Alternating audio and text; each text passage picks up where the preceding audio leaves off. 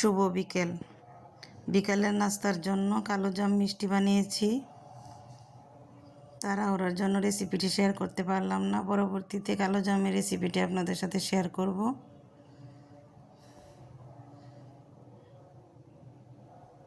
একটু কেটে আপনাদের সাথে শেয়ার করছি। এটা এখনও গরম আছে, ঠান্ডা হলে পরিবেশন করতে হবে। উপরটা নরম তুলতুলে হয়েছে, ভিতরটা একদম রসে টইটুম্বর এবং সফট হয়েছে। এদিকে রাতের বেলা দুপি পিঠা বানাবো, অর্থাৎ বাপা পিঠা বানাবো, সেই জন্য নারকেল কুড়ানো হচ্ছে।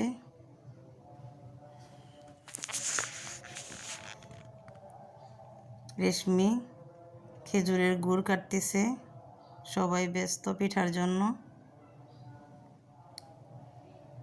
বাপা পিঠা রেসিপিটা আপনাদের সাথে শেয়ার করব। এবার মুরগি রান্না করব, মুরগি দিয়ে মিঠা ছাড়া বাপা পিঠাই কক্সবাজারে খাই, সেটাও করব।